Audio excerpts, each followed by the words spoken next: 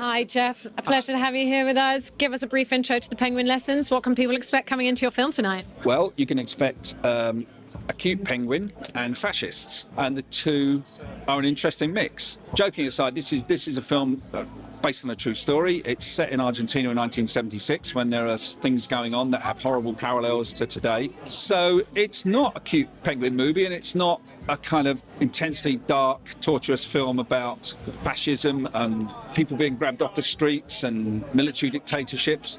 But the two are uneven but interesting bedfellows, and that's what we see on film. It's a true story.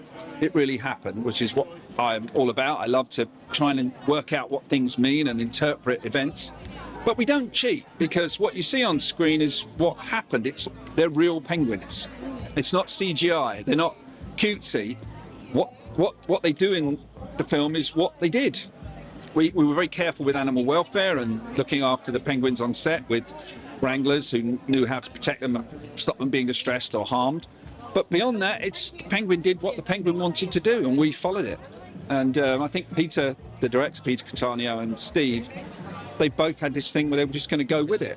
Whatever happened, they were going to go with it. And so the story's true, and what you see on screen is true. And you're no stranger to adapting, true life stories, neither working with Steve. But what was it about Tom's story that seemed like the right thing for your next project? I mean, it truly is one of those stranger than fiction tales.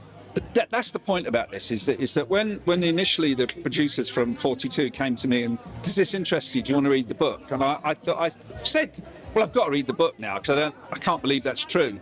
Then when I did, the book was charming, it was beautifully written, and it meant something. And then I just said, yeah, I'm in. You know, this is a really fascinating thing. And magically, there is a little tiny fragment of the real penguin right at the end of the film. And so you can see the real Juan Salvador swimming around in the school swimming pool. So from then on, it was really reconciling.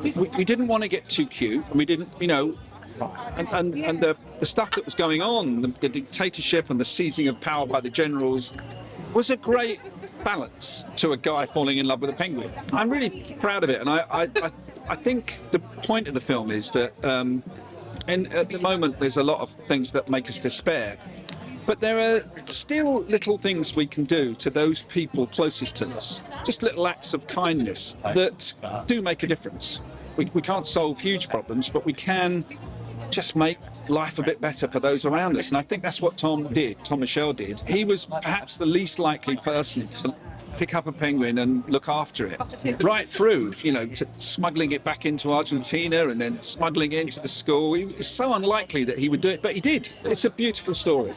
And what is it you like working about Steve Coogan so much? I mean, I think people perhaps, the first thing that comes to mind when you think of him is, Alan Partridge and his comedy, but he just moves effortlessly through the dramatic moments, the emotional moments, as well as those really sort of witty, dry moments. What do you think makes him such a good actor? I just think it's truth. With his comedy, or with this film, or when we did Philomena together, or we did a couple of other things as well, always it's the truth. So if you ever, he doesn't tell jokes in his comedy. He creates situations that we think that, yes, I recognise that, and it makes us laugh. So if there was a thread running through everything, it's the truth. Well, I'm about true stories and trying to convey things that have happened. So we just came together by chance, and we can tell each other, that's a crap idea, that's a good idea. It's great working with him. Have you got a good idea for the next thing? If I talk about it, it will go away. So I've got to tell you, your shirt's great as well. That's it. That's the end. That's all I have left. This shirt I bought before the film. I swear to you, the guy who made this, guy called Gresham Blake, who makes lovely suits. And I saw it and said, I don't know why, but I said I'm going to get that shirt. And then 3 or 4 years later, here I am. Here you are. And here, lucky I am. It's meant to be. Well, thank you so much. Huge congratulations. I really loved every minute of the film. So thank you.